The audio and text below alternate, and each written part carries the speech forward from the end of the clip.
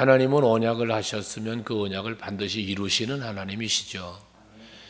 이 언약하신 것을 반드시 이루신다라는 그러한 의미 속에는 하나님의 말씀은 반드시 성취된다. 또 이 얘기를 조금 다르게 말하면 우리가 믿고 있는 모든 하나님의 말씀은 믿음대로 되어진다. 이렇게 전개하여 말씀드릴 수가 있습니다. 여러분, 우리의 믿음의 본질은 말씀이라고 그랬죠.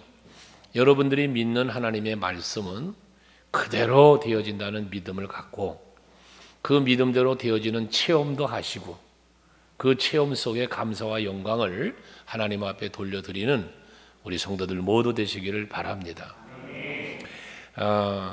아브라함에게 하나님은 약속을 하시기를 창세기 12장 2절에 보면 내가 너로 큰 민족을 이루게 해주겠다. 그래서 내가 너에게 복을 주어서 네 이름을 창대하게 하시겠다. 그리고 너는 복이 될지라 그랬는데 그 전 성경에 보면 복의 근원이 될지라 이렇게 말씀을 하시지 않았습니까? 이렇게 언약을 하신 하나님의 언약이 물론 아브라함에서 이삭으로 야곱으로 이렇게 이어지는 번성이지만 그들의 큰 번성을 어디서 이루느냐? 애굽에서 이루어요. 이 창세기 15장에 13절 14절 말씀에 보면 아브라함이 이제 아이를 낳지 못하자 자기의 종인 그 엘리에셀 이 종으로 나는 족하다 하고 하나님 앞에 말할 때 아니다. 그가 아니라 너에게서 자손이 나와서 번성하게 될 것이라는 약속을 하시잖아요. 그때 하나님 앞에 증거를 보여달라. 표징이 뭡니까? 라고 말할 때 제사 드려라 해놓고 제사를 드리니까 하나님께서 그 제사를 연락하시며 주신 약속이 이 창세기 15장 13절 14절이에요. 거기 보면 13절에 여호와께서 아브라함에게 이르시되 너는 반드시 알아라. 네 자손이 이방에서 객이 되어 그들을 섬기겠고 그들은 400년 동안 네 자손을 괴롭히리니 이 애굽 생활을 예언하신 거거든요. 그리고 난 다음 중요한 말을 해요. 14절에 보면 그들이 섬기는 나라를 내가 징벌할지며 네 자손이 큰 재물을 이끌고 나올 것이다. 이 약속을 하십니다. 이게 출애굽의 또 역사를 이루는 것이거든요. 하나님의 이와 같은 아브라함과의 약속이 하나님이 약속하신 때가 되니까 하나님은 그 언약을 성취하시기 위해서 친히 일하시면서 이들을 이끌어내지 않습니까? 모세를 통하여 이제 출애굽의 역사를 이루시는 건데요. 오늘 이 출애굽기 1장 말씀은 아브라함에게 그 언약하신 모든 언약 가운데에 번성의 언약, 그리고 복의 근원이 되어지는 이러한 언약을 성취하신 것을 말하고 있고요. 출애굽기 전체에서는 그 언약의 땅인 가나안으로 다시 이끌어 가시는 하나님의 역사를 기록한 것이 바로 이 출애굽기의 역사입니다. 근데 이처럼 아브라함에게 약속하신 언약이 성취되어지는 과정 속에서 아브라함에게, 이삭에게, 야곱에게 그리고 그 아들들에게 이어지는 그 하나님의 역사하심 속에서 특별히 애굽에서 어떠한 일을 겪었는지, 어떤 고통을 겪었으며 또 그 고통 가운데서 하나님은 어떻게 지키시고 인도하셨는지를 기록한 게 출애굽기란 말이죠. 근데 이 말씀 가운데 오늘 특별히 본문의 7절에 보면 이스라엘 자손은 생육하고 불어나 번성하고 매우 강하여 온 땅에 가득하게 되었더라라고 말씀을 합니다. 이방 나라에 가서 괴롭힘을 당하는 중에도 하나님께서는 저들을 이렇게 번성하게 하셨고 강하게 해주셨다는 말씀을 하고 있는 거예요. 출애굽기 2장 24절 25절에 보면 이들이 그렇게 번성을 했지만 강하게도 됐지만 고통을 당하게 되었어요. 애굽 왕 중에 요셉을 아는 왕은 죽었고 그리고 난 뒤에 새로운 왕이 세워지다 보니까 이제 이들을 돌봐주고 이들을 아껴주는 그러한 왕이 아니었다는 얘기죠. 그래서 고역을 시키잖아요. 그렇지만 하나님은 그들의 고통의 소리를 들으시고 그리고 저들을 불쌍히 여기시면서 아브라함과 하나님께서 약속하신 그 약속을 기억하시고라는 말씀을 하잖아요. 하나님이 그 약속을 아브라함과 이삭과 야곱에게 세운 언약을 기억하셨다는 거예요. 그래서 25절에 보면 하나님이 이스라엘 자손을 돌보셨고 하나님이 그들을 기억하셨더라라고 말씀을 합니다. 앞에도 처음 말씀드린 것처럼 하나님은 언약하신 것은 반드시 이루시기 위해서 일을 하시는데 그 언약함을 이루시기 위하여 일하시는 그 일하시는 방법이 때로는 우리가 바라고 우리가 원하고 기대하는 대로가 아닌 때도 있더라는 사실을 우리는 알아야 됩니다. 번성하게 해주시니까 평안한 중에 번성, 형통하게 하신다니까 평안한 중에 형통. 이런 것이 아니라 때로는 하나님은 고통을 주시고 어려움을 주시면서 그 언약을 성취해 가실 때도 있더라는 거예요. 궁극적으로 우리의 구원도 예수 그리스도의 십자가의 고난이라고 하는 그 엄청난 고통을 통하여 우리의 구원을 이루시지 않았습니까? 중요한 것은 이렇게 고통 가운데 고난 가운데 빠질지라도 애굽에서 종로로 타는 상황에 이를지라도 하나님은 그 언약을 이루시기 위하여 일하신다는 겁니다. 어떻게 일하시며 어떠한 언약의 성취가 일어나는가? 오늘 이 출애굽기 1장에서부터 2장까지를 같이 묶어 살펴보면 제일 먼저 무슨 일을 하셨냐면 생육하고 번성하게 하셨다는 거예요. 고통 가운데 있습니다. 하지만 그들의 고통 가운데서도 하나님은 번성하게 해주셨다는 거예요. 그게 바로 앞에서 말한 창세기 12장 2절에서 내가 너로 큰 민족을 이루고 내게 복을 주어서 그 이름을 창대하게 하리니라고 하신 말씀에 대한 성취죠. 지금 이방 나라에서 객이되어 고통 속에 있어요. 그 왕이 바뀌면서 새 왕이 세워지면서 고역을 치르고 있어요. 고난을 당하고 있는 거예요. 그런데 그 가운데서도 하나님은 저들을 번성하게 해 주셨다는 말씀을 하고 있는 것입니다. 거기 보면 12절에 특별히 그들을 그러나 학대를 받을수록 더 번성하여 퍼져가니라고 말씀을 합니다. 학대를 받을수록 고통을 받는데 그럴수록 저들은 더 번성했다는 거예요. 이와 같은 고통 속에서도 학대를 받는 중에도 번성하게 하시는 이가 하나님이셨다는 말씀이죠. 여러분 아브라함도요. 고향과 친척과 아버지 집을 떠납니다. 그 떠난 삶은 광야 생활이고 정말 힘든 생활이에요. 하지만 하나님은 그들을 그 아브라함에게도 큰 복을 주시는 거예요. 그 안정된 삶을 살고 후대에 이어지는 복을 주시는 거예요. 이삭도 마찬가지죠. 이삭도 아버지가 넉넉한 유산을 물려준 게 아니에요. 하지만 그는 하나님의 말씀으로 온유함으로 살아서 마침내 거부가 되는 100배의 복을 받았다고 창세기에서는 말하지 않습니까? 이게 하나님이 번성하게 해주시고 마침내 거부가 되도록 역사하시는 은혜였다는 거거든요. 야곱도 마찬가지죠. 형 에서를 피하여 에섬천 집으로 도망가는 아무것도 없는 그러한 야곱이었지만 외삼촌 집에서 아내를 얻고 자식들을 얻고 많은 소유를 얻어 거부가 되어 돌아오는 이러한 은혜를 베푸시지 않았습니까? 그 야곱의 아들들도 마찬가지 지금 애굽이라고 하는 이방 나라로 내려갔지만 그곳에서 정착하여 번성할 수 있도록 하나님께서는 은혜를 주셨다는 말씀입니다. 이처럼 많은 핍박 가운데에서도 또 그 밖에 속에서도 많은 순교자가 나왔죠. 우리 초대교회예요.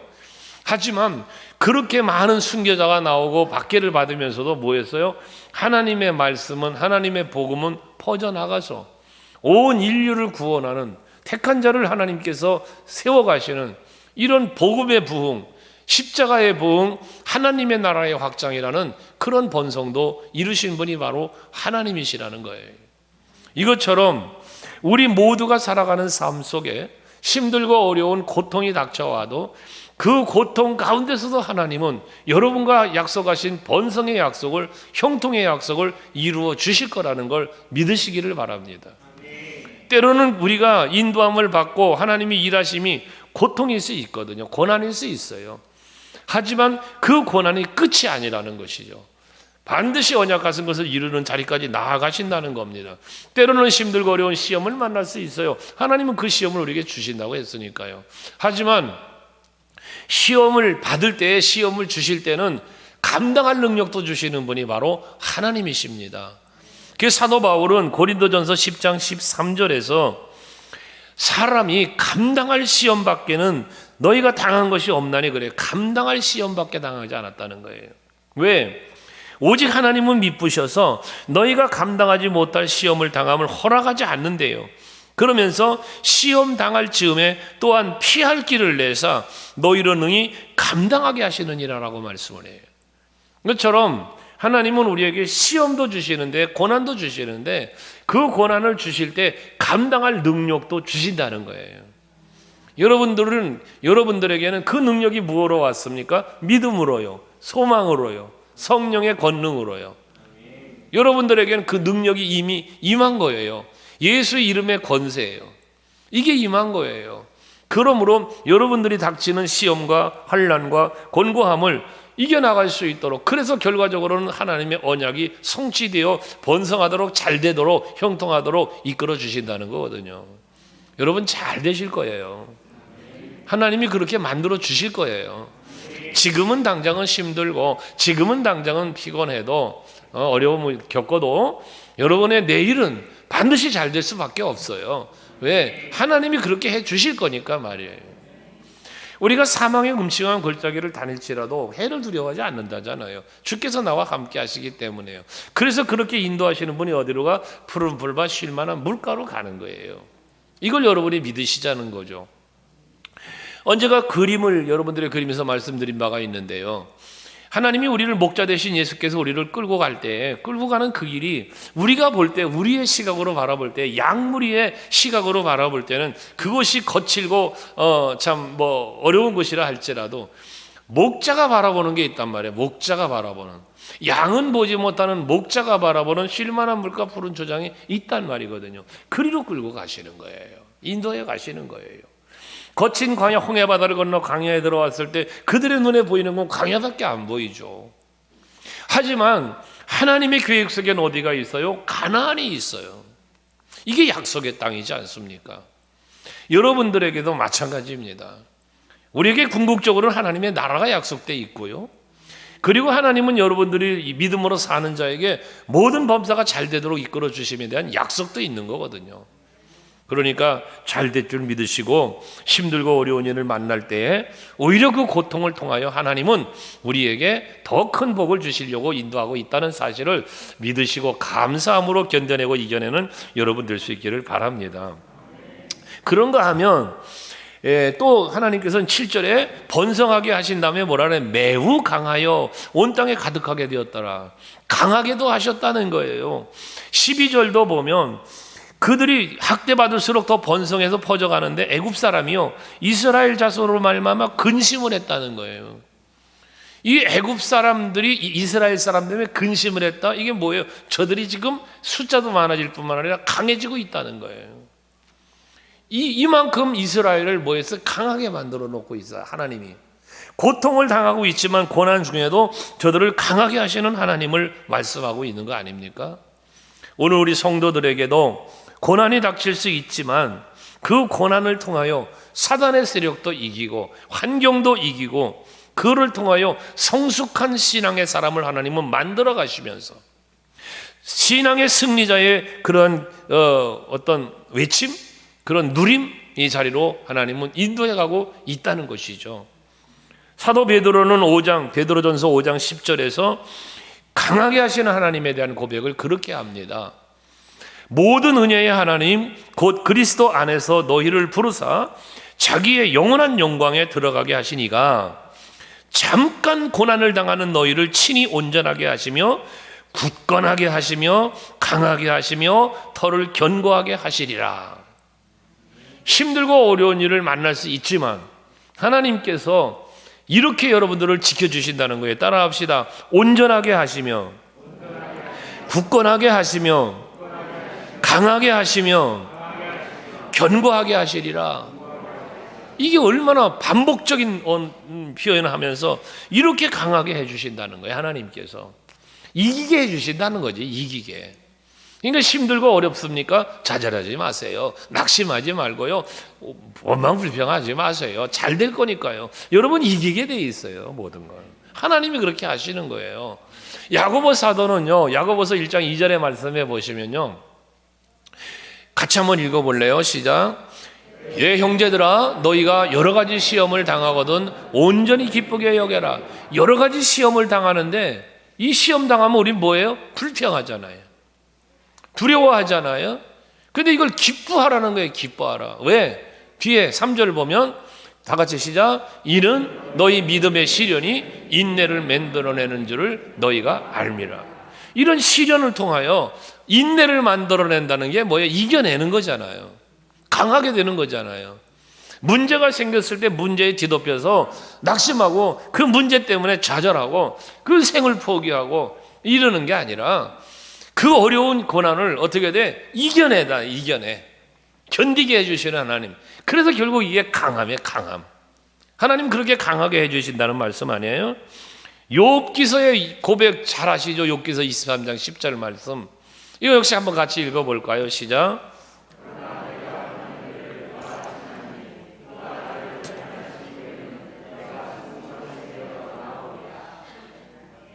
내가 지금 욥이 얼마나 고통당해요. 그런데 하나님께서 내가 가야 할 길을 그가 아신다는 거예요. 그러니까 내가 지금 이 고통 속에 있지만 이건 하나님이 날 단련하고 계신 거야. 이 단련이 끝나면 어떻게 돼? 정금, 순금같이 되어 나오리라. 결과는 더 좋은 게 돼서 더 강하게 돼서 나오게 됨을 고백하는 거 아니겠어요? 여러분 코로나19 요즘 뭐 경제적인 위기, 안보의 불안 참 많이 힘든 시기를 살고 있죠, 여러분. 하지만 중요한 사실 하나는 하나님은 살아계시더라는 거예요. 여러분들을 위해서 일하신다는 거예요. 이걸 우리는 믿자는 것입니다. 그러면 반드시 하나님은 그에 합당한 은혜를 우리에게 베푸시는데 지난 금요철야 예배 시간에도 잠시 말씀을 묵상했지만 고린도후서 12장 9절 말씀에 보면 이 바울이 고난을 당하잖아요. 육체 질병 때문에 육체 가시라고 그랬어요. 이걸 뭐 사단의 회라고도 얘기를 했는데요. 고통을 당하니까 하나님 앞에 나 이거 좀 고쳐주세요 하고 3번이나 간절히 기도했다는 거예요. 근데 하나님은 그렇게 간절하게 기도하는 그 고난 중에 있는 거지. 이 바울은 힘든 거죠. 육체적으로 영적으로 다 힘든 거예요. 그때 하나님의 응답이 뭐예요? 이 9절 아닙니까? 나에게 주께서 이르시기를 내 은혜가 내게 족하도다. 이는 내 능력이 약한 데서 온전하여 짐이라 하시니라. 이러므로 도리어 크게 기뻐함으로 나의 여러 가지 약한 것들에 대해서 자랑하리니 이는 그리스도의 능력이 내게 머물게 하려 합니다. 그래서 이 바울의 고백입니다. 육체적으로 지금 고통당하고 있지만 하나님의 응답은 내 은혜가 내게 족하다 라고 하는 이 말씀 앞에서 이 바울은 거기서 강해지는 거예요. 그리고 이 육체의 가시를 이겨낼 수 있는, 오히려 이것 때문에 내가 더 주를 찾고 내가 이것 때문에 더 하나님을 바라보며 살게 되진다는 거지. 그래서 그리스도의 능력이 내게 머물게 하려 합니다. 여러분 힘들고 어려움은 어떻습니까? 하나님 찾으시잖아요. 힘들고 어려운 문제가 생겼어요. 그럼 뭐 합니까? 기도하시잖아요. 작정하여 기도도 하고 부르짖고 기도하고 그러지 않습니까? 눈물로 기도하고. 이게 하나님께서 여러분을 강하게 하시기 위한 하나님의 일하심이라는 거예요. 그러니까 문제를 일부러 던져주실 수 있다는 거지. 고통을 일부러 던져놓을 수 있다는 거예요. 그렇게 해서 뭐 하시려고? 여러분을 강하게 하시려고. 예. 고통 주신다니까 남연하기 싫어요? 여러분 하나님께서 훈련하시는 과정이다 그 말이에요. 강하게 하시려고. 이걸 여러분이 믿으시잔 말이에요. 그러므로 그 고난을 당할 때 낙심하지 말고 오히려 항상 기도하시면서 더 지금보다 더 강건해지기 위하여 힘쓰는 여러분들이 될 수 있기를 바랍니다. 하나님의 연단을 보세요. 아브라함도 그랬잖아요. 이삭도 그런 거예요. 야곱도 그런 거예요. 요셉 그런 거예요. 그 노예로 팔려갔는데 하나님이 총리 만들어 놓잖아요. 다니엘 포로로 갔는데 총리 되잖아요. 나라를 다스리는 통치자가 되잖아요. 이게 강하게 하시는 하나님의 섭리라는 거예요. 그냥 평안한 중에 강한 힘을 푹 주어서 강하게 만드는 게 아니라 뭐를 통하여? 연단을 통하여, 고난을 통하여 그렇게 강하게 하신다는 거죠. 여러분들도 힘든 일을 당할 때에 하나님이 나를 강하게 하시려고 이렇게 고난을 주시는구나 생각하시면서 잘 이겨가는 여러분 되시기 바라요. 우리에게 이김을 주시는 주님을 말하잖아요. 우리에게 이김을, 그리스도 예수로 말미암아 우리의 이김을 주시는 하나님께 감사한다 그러잖아요. 여러분 그 이김을 주시는 하나님께 감사하면서 살아가는 여러분 될 수 있기 바라요. 또한 하나님께서는 무슨 일을 해주시느냐? 살리는 일을 해주시는 거예요.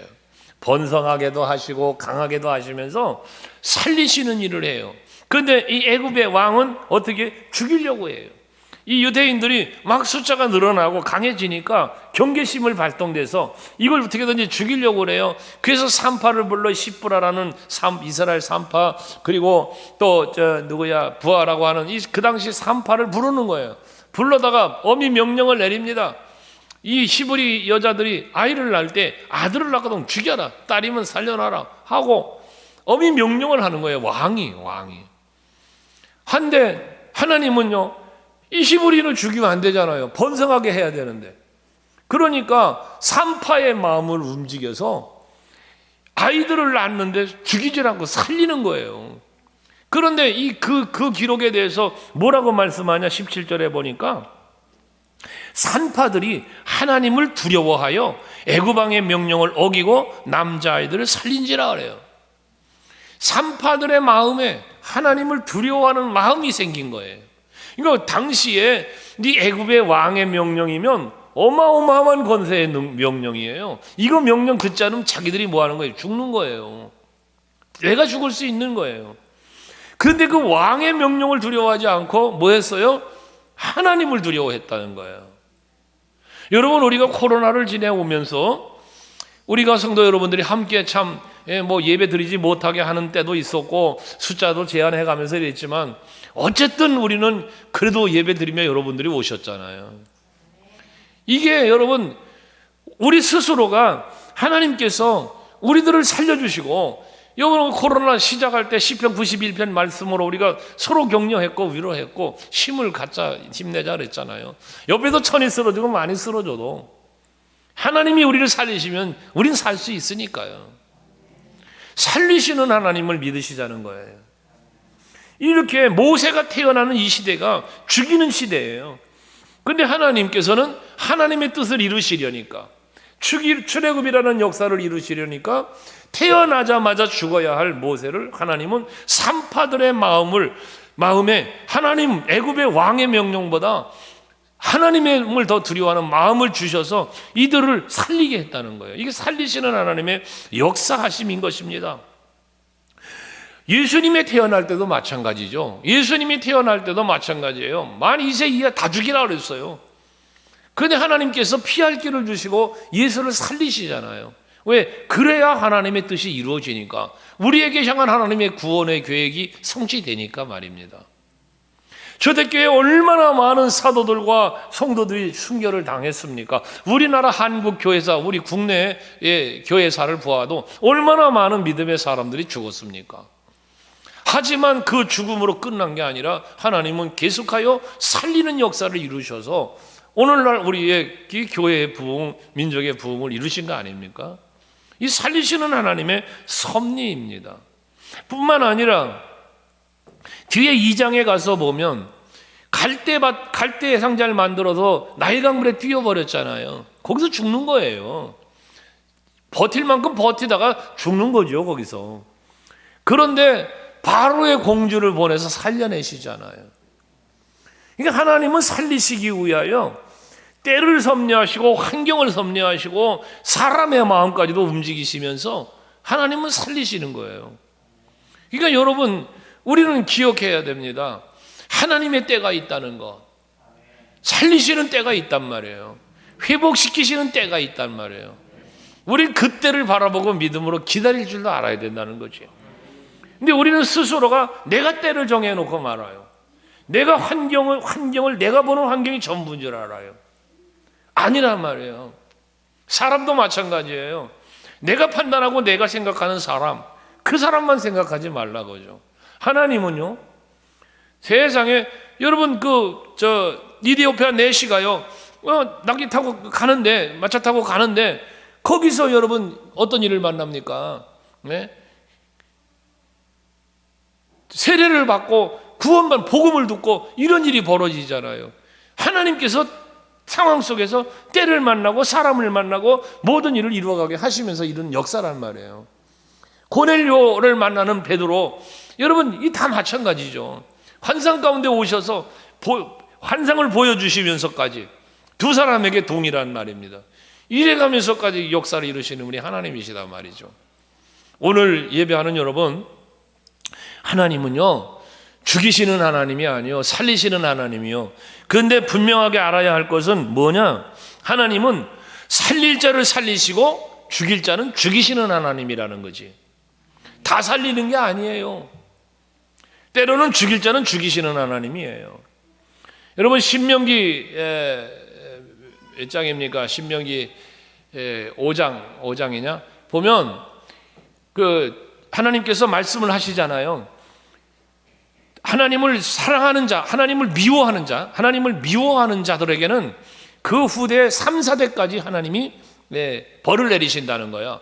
그런데 하나님을 사랑하는 자들에게는 뭐에 1000대까지 복을 주신다는 거예요. 그러니까 저주하고 죽일 자는 대상이 있는 거야. 살리고 복 줄 자는 대상이 또 있는 거예요. 이 하나님의 선이 있어요. 양과 염소 구별하는 것처럼, 오른편에 있는 자 왼편에 있는 자를 구별하시는 것처럼, 살릴 자는 살리시는 거야. 복 주실 자는 복을 주는 거예요. 망할 자는 망하게 하시는 거예요. 출애굽기 33장 말씀, 여러분 지난 주일날 묵상했던 기도 중에 제목 중에 하나긴 한데요. 거기 보면 뭐라 해요? 하나님은 긍휼을 베풀 자에게 긍휼을 베푼다는 거예요. 은혜 베풀 자에게 은혜를 베푼다는 거예요. 그러면 이 얘기는 뭡니까? 긍휼을 베풀 자가 아닌 자에게 긍휼을 안 베푸는 거예요. 은혜를 베풀 대상이 안 되면 안 베푸시는 거예요. 오늘 예배하는 여러분들은 다 하나님께서 긍휼을 베풀 자가 되어야 돼요. 긍휼을 입을 자, 은혜의 입을 자, 이게 우리 되어야 되는 거예요. 그래야 우린 사는 거예요. 여기 오늘 산파의 이야기가 기록되어 있지만 하나님을 두려워했어요. 21절에 보면 그 산파들은 하나님을 경외했으므로 그래요. 그러니까 결국은 산파들이 하나님을 두려워했고 하나님을 경외했으므로 여러분 모세가 살았지만 결과적으로 뭐냐? 모세만 살았나요? 이들도 살았어요. 산파들이 죽이라는데 안 죽여요. 왕 앞에 죽을 수 있는 거잖아요. 근데 하나님이 그들을 죽게 안 만들었어요. 도리어 뭐 했다고 그래요? 하나님이 그들의 집안을 흥왕하게 했대요. 그만 살린 게 아니라 그 집안을 흥왕하게 했대요. 저는 오늘 이 말씀을 묵상하면서 우리 서강교회 성도들 여러분, 오늘 예배하는 여러분 한 사람이 하나님을 경외하면요, 여러분 한 사람이요 여호와를 두려워할 줄 알면요, 여러분 때문에 여러분 집안이 흥황하는 거예요. 이거 아멘 안 되십니까? 이게 하나님이 하시는 일이란 말이에요. 반대로 나 한 사람이 하나님을 미워하고 하나님의 말씀을 불순종하고 하나님의 기쁨이 되지 않는 삶, 여호와를 경외하거나 두려워하지 않는 삶을 산다면 어찌 되겠습니까? 3, 4대까지 저주가 임한다니까요. 그러니까 여러분 복의 근원이 되셔야 된다는 거예요. 나 때문에 내 가정이 복받고 내 자식이 잘 되고, 나 때문에 우리 교회도 잘 되고, 나 때문에 이 민족도 살고요. 이거 얼마나 기가 막힌 일입니까? 아멘 되세요? 옆뒤 지금 좌우 앞뒤 좀 얘기 좀 해보세요. 나 때문에 당신 잘 될 거라고.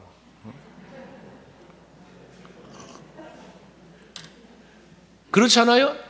당신이 하는 짓 봐가지고 도대체 복 받을 것 같지 않은데 나 때문에 당신 잘 될 거야. 그럴 수 있기 바랍니다. 또 이제 그래서 서로를 딱 지켜보니까 아니구나. 당신 때문에 내가 잘 되는구나.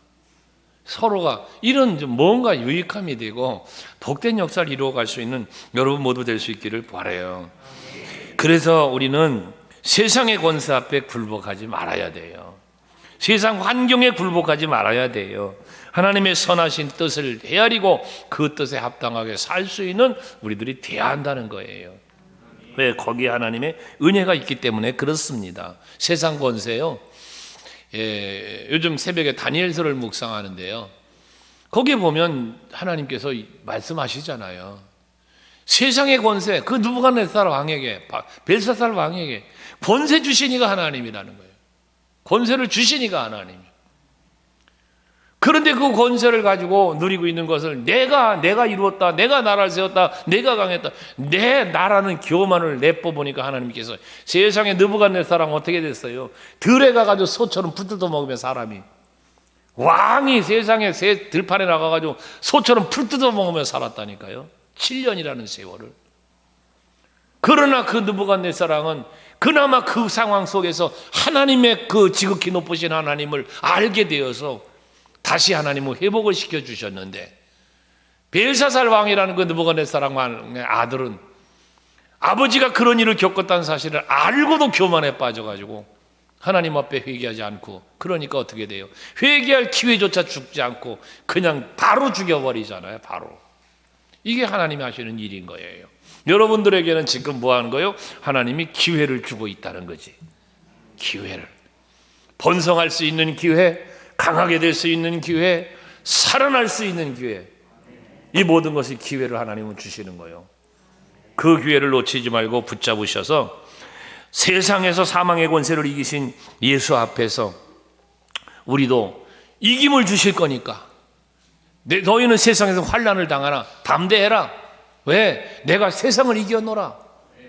요한복음 16장 33절에서 예수께서 말씀하는 거 아닙니까? 우리가 힘든 일을 겪을 수 있어요. 그러나 담대해라. 왜? 이유는 하나야. 내가 세상을 이겼다. 내가. 예수님이 세상 이거하고 남과가 뭔 상관이 있는데, 예수의 이름을 우리는 붙잡고 사니까. 그러니까 우리도 담대해지자 그 말이에요. 고린도서 15장 57절 말하잖아요. 그리스도 예수로 말미암아 이김을 주시는 하나님께 감사하노니 그러므로 견실하며 흔들리지 말며 주의 일에 더욱 힘쓰는 자들이 되자. 이게 강하게 하시는 하나님, 살리시는 하나님, 이게 역사하심이라는 거죠. 자, 여러분, 결론, 하나님의 약속은 반드시 이루어진다. 내 지식과 내 능력 가지고 판단하지 말자. 사람을 보고 세상을 보고 환경을 볼 때 내 시각으로만 바라보면 두렵고 떨리고 좌절하고 낙심도 하고 때로는 반대로 교만도 하고 이래 되는 거예요.